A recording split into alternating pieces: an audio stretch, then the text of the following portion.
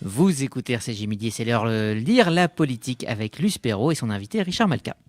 Richard Malka, je suis ravie de vous retrouver pour votre second roman. Après Tyrannie, paru en 2018 chez Grasset, vous publiez Le voleur d'amour, toujours chez Grasset. Alors, j'ai lu ici et là des papiers soulignant la qualité de votre roman, mais faisant tous référence à la science-fiction. Bien sûr, on peut penser à Nosferatu, à Dracula, à Dorian Gray, mais est-ce que ce n'est pas autre chose quand même ce livre qu'un hommage au grand classique de la science-fiction ? Ah oui, c'est d'abord un livre sur le grand amour. Ah voilà. C'est un livre sur l'amour, c'est un livre sur notre malheureuse et tragique parfois condition humaine. C'est un livre sur les émotions qui sont les nôtres, la soif de justice, la culpabilité, la liberté, comment on conjugue l'amour avec la liberté, c'est pas toujours évident. Comment on donne de l'amour, comment on sait recevoir l'amour, ça non plus, c'est pas si évident que ça. Oui, non, c'est d'abord un livre qui n'a rien d'un livre de science-fiction, qui a un côté un peu gothique, fantastique, romantique donc, parce que gothique, mais c'est d'abord un livre sur le grand amour, vraiment. Donc je ne me suis pas trompée, et j'en suis ravie. Donc tout ce livre est construit autour de retrouver le grand amour, déjà éprouvé une fois à l'adolescence, retrouver cette femme idéale. C'était déjà autour de cette problématique qu'était construite Tyrannie. Oui. Est-ce que vous êtes vraiment le dernier des grands romantiques, Richard Malka ? Le dernier, je ne sais pas, j'espère pas. Dans ce qui sort en littérature, je peux vous dire que... En tout cas, oui, j'aime ça. Alors en plus, là, c'est une quête d'amour qui se déroule sur plusieurs siècles, puisque Adrian von Gogh, ce personnage vénitien... Alors oui, ça commence à Venise. Voilà. A la particularité, là c'est le côté gothique du livre, de s'abreuver physiologiquement de l'amour des personnes qu'il embrasse. Il leur vole leur amour, il absorbe l'amour qui est en vous par ses lèvres et ça le rend éternel. Et donc c'est une quête qui est amplifiée par rapport à ce que nous vivons tous et qui se déroule sur plusieurs siècles pour retrouver ce grand amour qu'il a connu l'instant d'un baiser unique à Venise dans son adolescence, et il va rechercher cette femme pendant des siècles, et il va la retrouver à New York aujourd'hui, en tout cas une espèce de réincarnation de cette Clélia qu'il a connue. Cette Clélia, on est dans Shakespeare, donc toujours le romantisme. Donc ça commence à Venise, mais il y a aussi quelque chose de psychologique.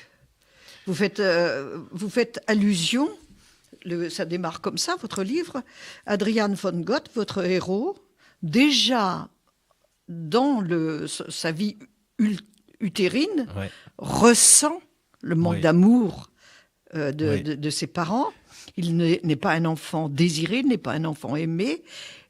Est-ce que c'est ça qui fait qu'il a besoin de cette quête éternelle d'amour? Alors ça, je ne vais pas dévoiler l'intrigue du livre, mais effectivement, sa conception elle-même a été très particulière, issue d'une sorte de blasphème.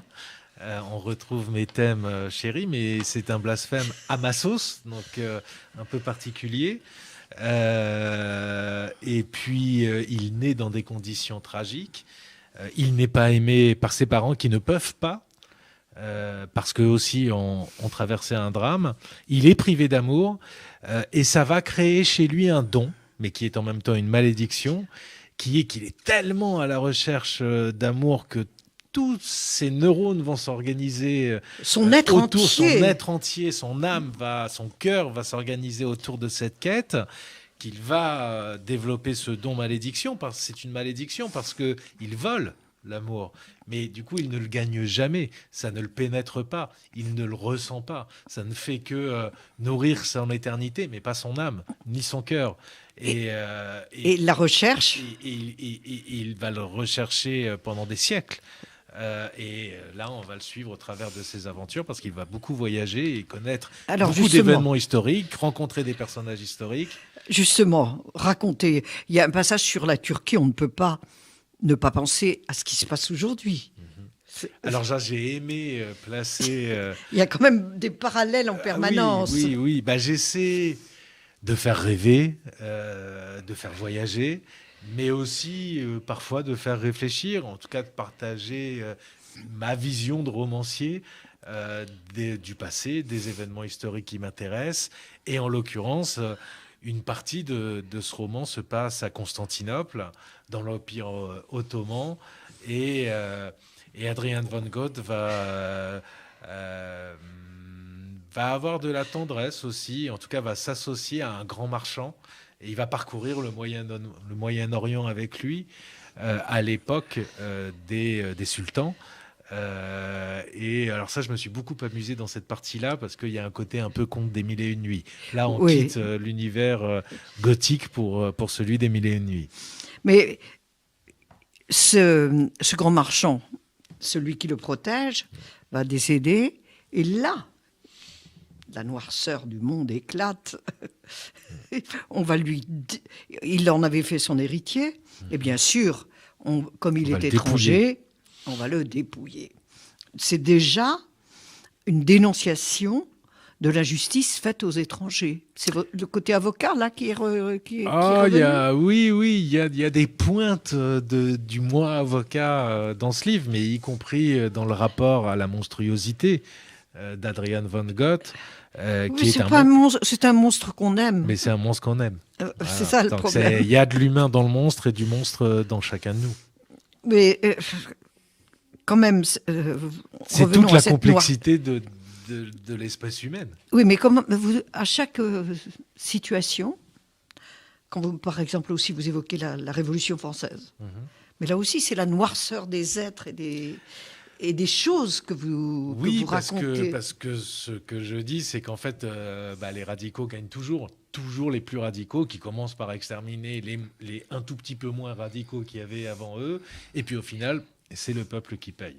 Le peuple qui a fait la révolution. Il y a 89 et puis après il y a 1793. Et là on coupe les têtes.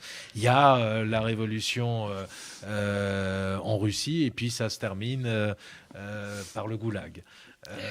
Il y a, on pourrait dire qu'aussi le national-socialisme, ça suit la même évolution. Et puis Pol Pot, et puis la révolution culturelle. Au final, c'est toujours le peuple qui paye. C'est toujours le peuple qui est victime.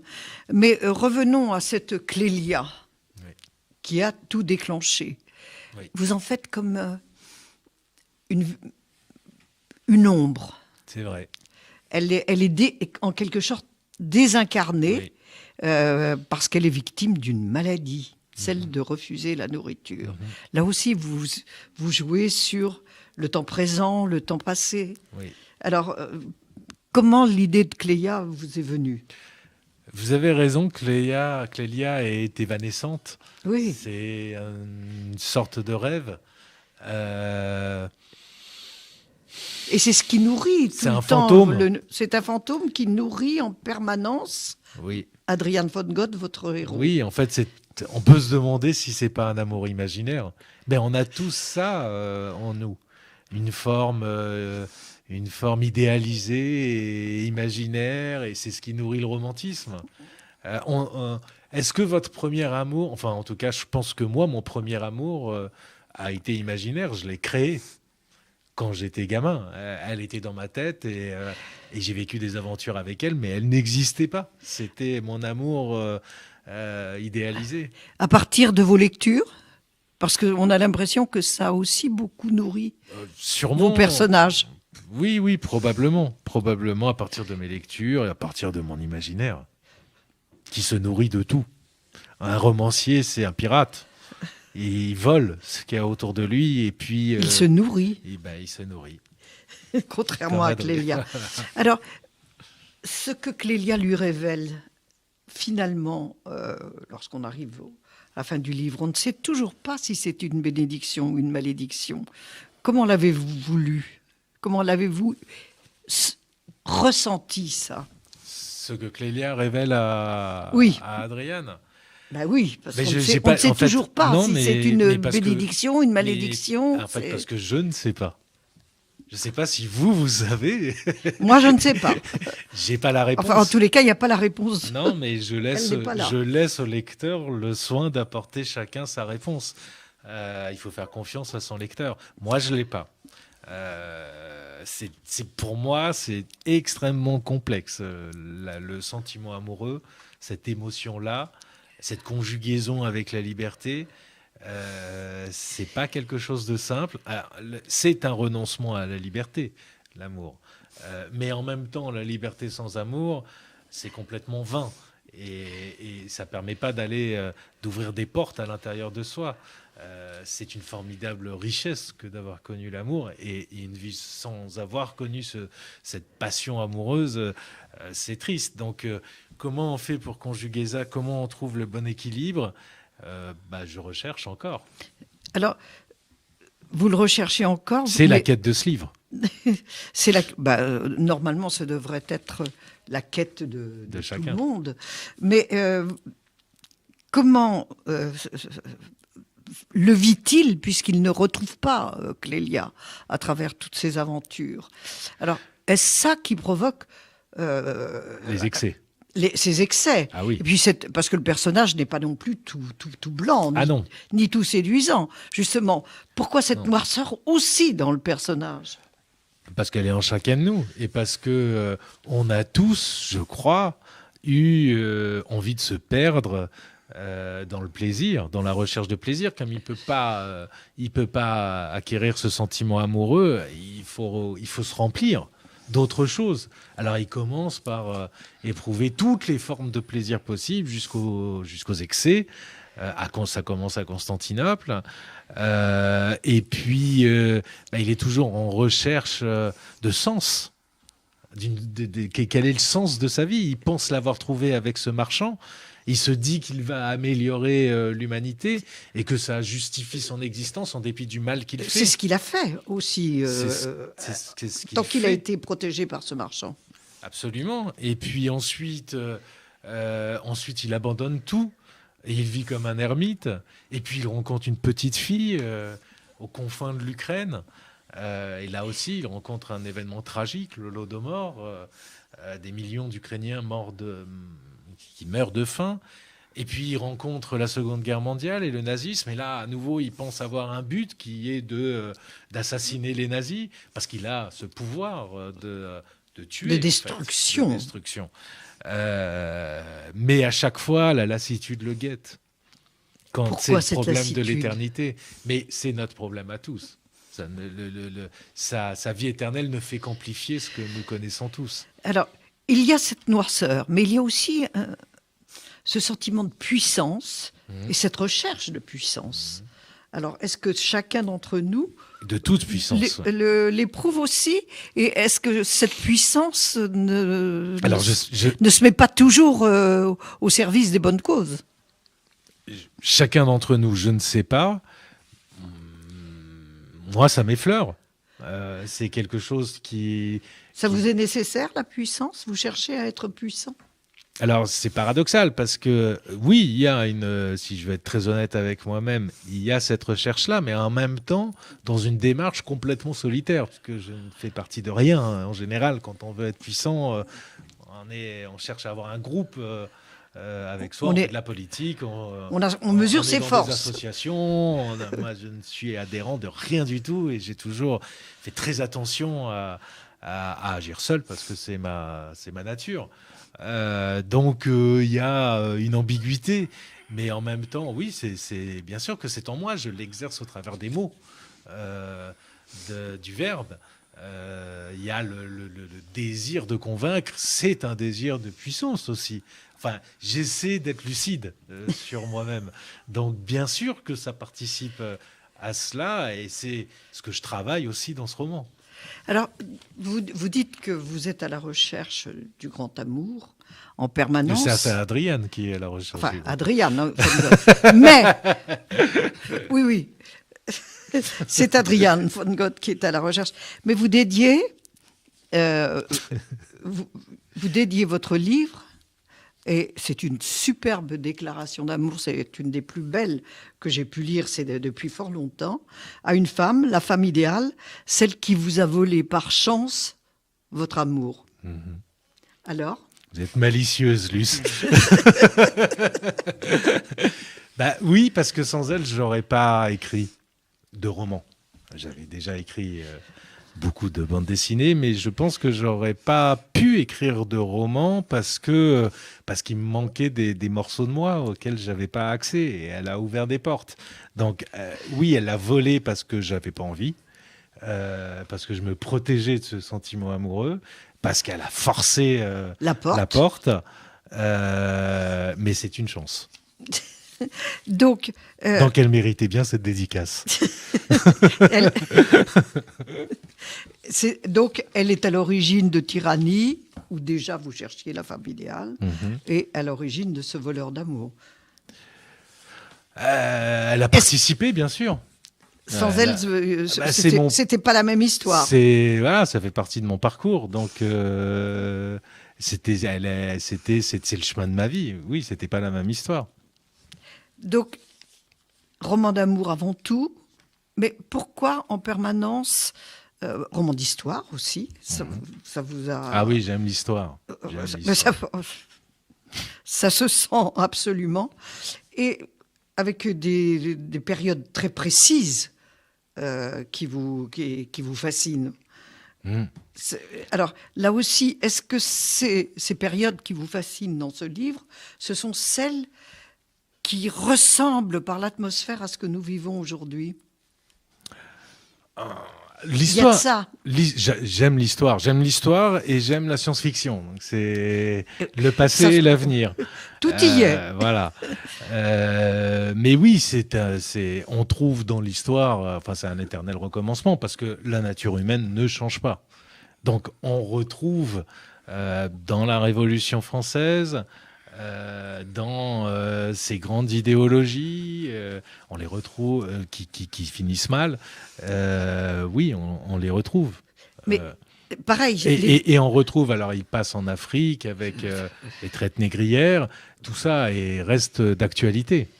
C'est totalement d'actualité. C'est pour ça qu'on est toujours entre la grande histoire et l'histoire. C'est ce que j'aime.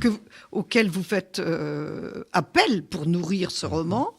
La place des Juifs. Et la place des Juifs, on y viendra. Il y a une très très belle phrase que je voudrais lire tout à l'heure à nos auditeurs quand vous traversez le ghetto de Venise. Qui est le premier ghetto. Le premier ghetto, absolument. Mais je voudrais quand même que vous expliquiez, parce que c'est assez rare aujourd'hui, comment vous arrivez, en vous nourrissant de science-fiction, d'histoire et de psychanalyse, à écrire un roman. Parce qu'en général, c'est pas du tout comme ça que ça se passe. Je mets tout ça dans un shaker. Je mélange bien. Mais c'est comme ça que mon cerveau fonctionne, en fait. Donc, il se nourrit de science-fiction, ce qui est une manière de penser le présent aussi. Et d'histoire, ce qui est une autre manière de penser le présent. Et puis je m'attache à la psychologie de mes personnages parce que pour leur donner de l'épaisseur. Et puis c'est ce que je fais dans mon métier d'avocat aussi. Il faut être au plus près de la psychologie des juges, des clients, de l'opinion publique pour parvenir à porter des messages. Ben là, le message passe bien. Vous avez choisi aussi toutes les grandes métropoles, celles qui sont dans l'imaginaire de tous. Oui. Venise, oui. New York, Constantinople. Voilà. Harlem, New York avec Harlem, où il retrouve donc cette femme idéale, Anna Brown. Alors, comment se fait cette rencontre? Comment sait-il que c'est elle? Il reconnaît son empreinte, l'empreinte de ses baisers, puisque l'idée, c'est que de la même manière que chacun a des empreintes digitales différentes et que sur des milliards de personnes, il n'y en a pas une qui ont la même empreinte, et c'est la même chose pour le goût. de l'amour que l'on a en soi. Et il n'y a pas un amour identique à l'autre. Il y a une empreinte. Et donc, il goûte cette personne en l'embrassant et il retrouve exactement la même saveur que 2 siècles et demi auparavant à Venise. On ne dévoilera pas la suite parce Ah bah qu'il non. faut maintenir le suspense, mais Anna Brown sera la dernière femme aimée. Oui. Alors, je voudrais revenir à cette phrase, et ça sera notre conclusion. Vous écrivez dans la période vénitienne d'Adrian von Gogh, quand il rencontre Clélia, ils font une grande balade dans Venise et vous traversez le ghetto. Et vous écrivez « Personne n'aimait les Juifs ». Nous sommes en 1770, quelque chose comme ça. Et je ressentais pour eux une fraternité de réprouvés. Comme moi, ils ne devaient pas comprendre ce qu'ils avaient fait pour être brimés sans relâche. Bah oui, il y a une solidarité de réprouvés entre Adrian van Gogh, qui n'a jamais été aimé, qui a toujours été rejeté, qui a été le bouc émissaire